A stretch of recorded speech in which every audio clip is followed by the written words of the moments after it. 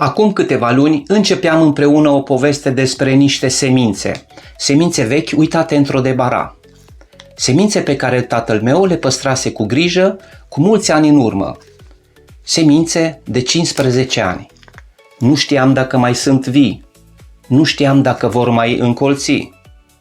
Dar știam un singur lucru. Merită încercat.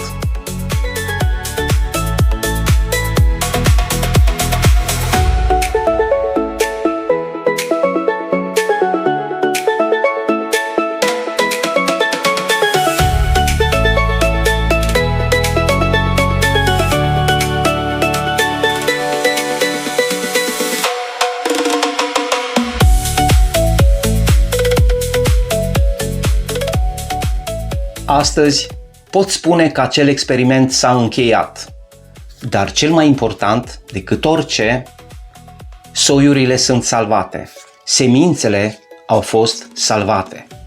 Au fost luni întregi în care am urmărit fiecare etapă. Am testat toate soiurile. Multe semințe nu au germinat, altele în schimb au răsărit spectaculos. Din toate încercările, 7 soiuri au mers mai departe și cred că asta este lucrul cel mai important.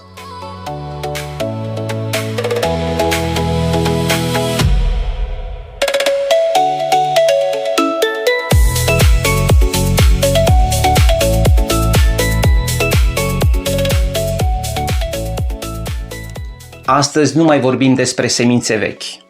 Astăzi vorbim despre semințe noi, semințe proaspete. Semințe care pot continua această poveste. Acestea sunt rezultatele. Toate fructele pe care le vedeți aici provin din semințele vechi găsite în casa părinților mei. Unele plante le-am crescut eu, în ghivece, altele în schimb la prietenii mei.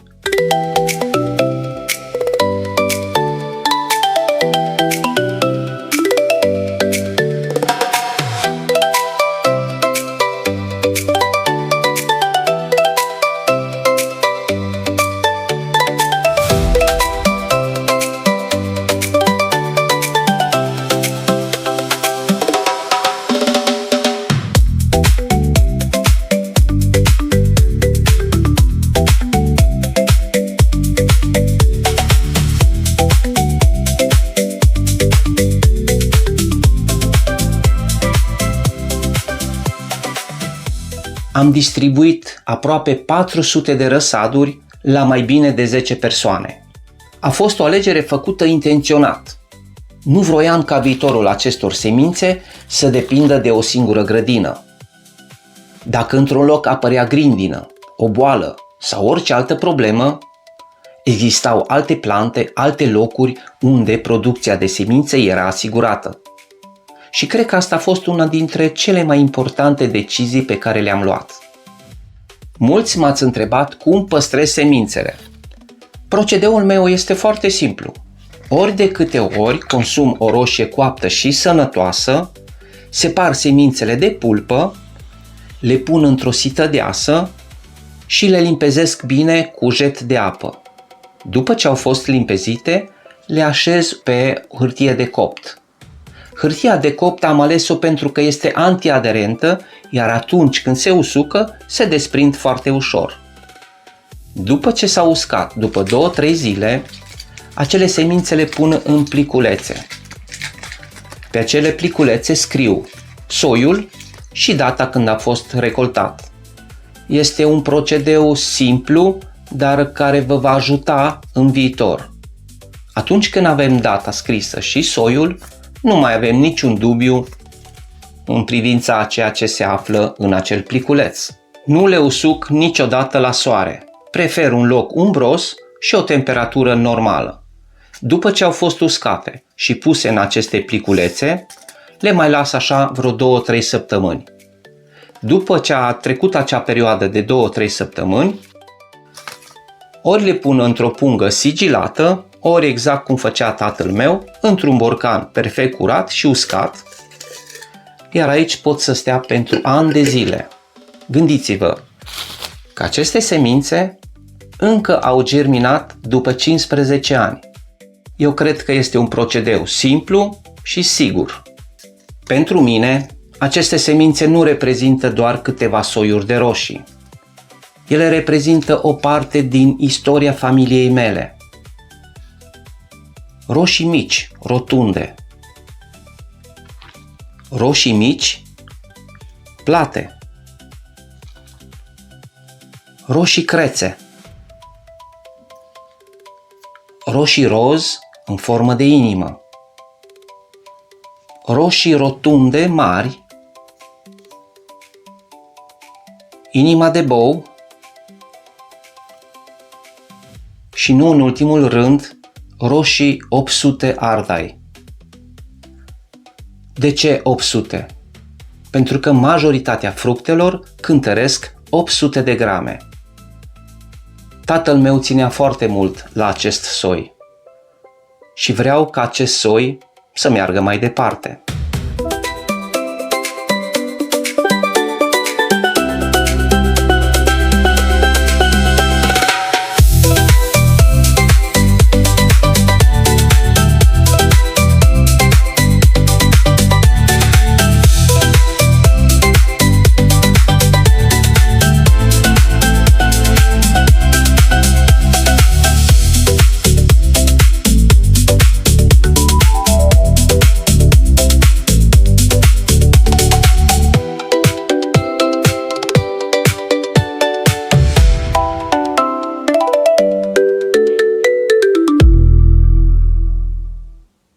Nu vreau ca aceste soiuri să rămână doar la mine. Vreau ca aceste soiuri să ajungă la cât mai multe persoane.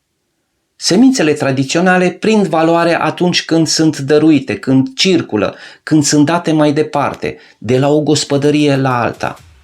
Tocmai de aceea am decis să distribui și eu la cât mai multe persoane.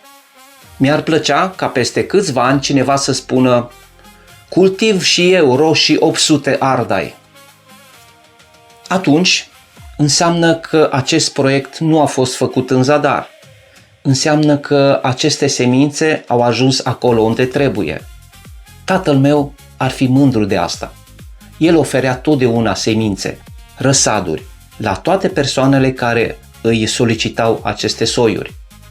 Și cred că asta este cel mai important atunci când vorbim despre tradiția românească. Să le oferim de la o gospodărie la alta. Mulți dintre voi m-ați întrebat dacă puteți obține aceste semințe. Sigur că da, am spus-o mai înainte. Începând din această lună, membrii canalului mă pot contacta, iar în limita stocului disponibil voi trimite aceste semințe la cât mai multe persoane. Abonamentul pentru membri în prezent costă mai puțin decât expedierea unui plic prin poștă. Pentru mine nu este vorba despre vânzarea acestor semințe. Vreau ca aceste semințe să ajungă la cât mai multe persoane. Dar mai întâi, membrii canalului vor beneficia de aceste semințe. Apoi, în funcție de limita stocului disponibil, vor beneficia și celelalte persoane. Acesta nu este sfârșitul, este doar începutul unei noi etape, iar povestea acestor roșii va continua și în anii următori.